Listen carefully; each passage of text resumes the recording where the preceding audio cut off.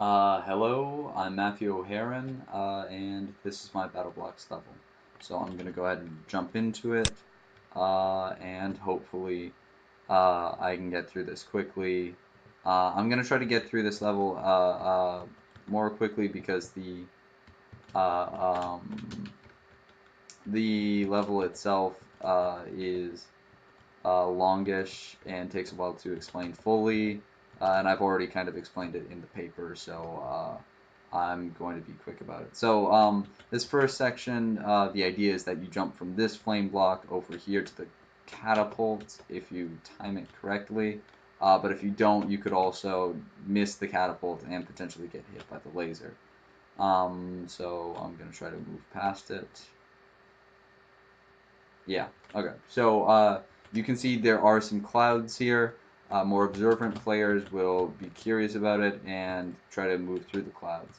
Once they do, they'll notice that there are these invisible blocks.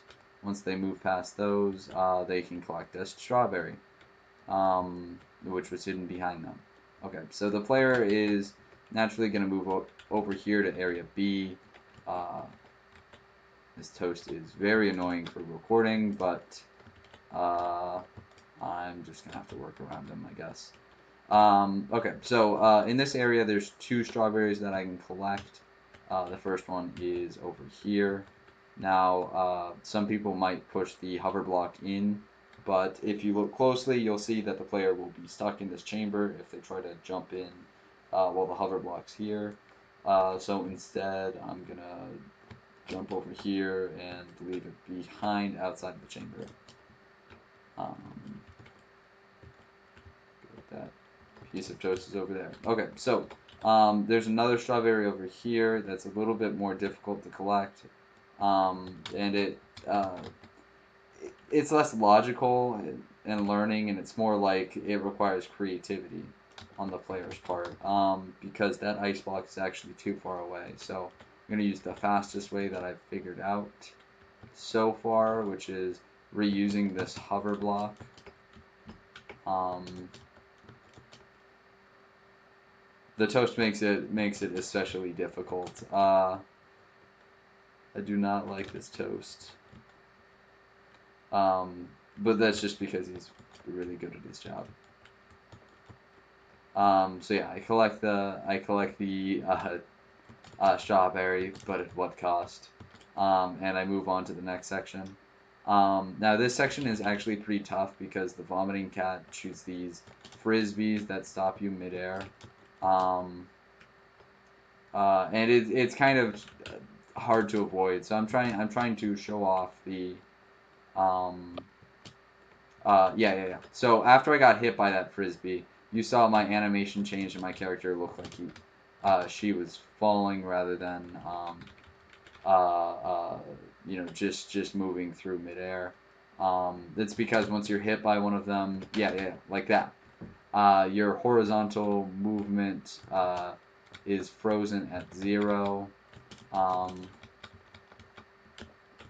and you essentially you drop like a rock into the water. Um, but yeah, up here, once you do get past, you'll notice that there is a pie reward for confronting that cat. Because you don't actually need to do it. But yeah. Once you do move past it, though, there was a strawberry next to that gum block that I already collected. Um, yeah, that's just kind of to point the player in the correct direction.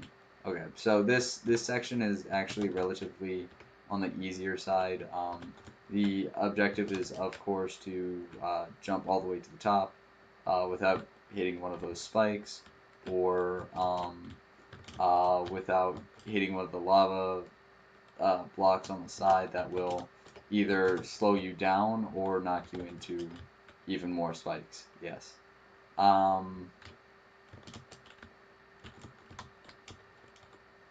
I'm not consistently good at this game, so I'm gonna try to move through it. So yeah, because this is one of the required challenging areas, I thought I'd reward the player with a strawberry up there just because it was it could be a more challenging area for a lesser skilled player.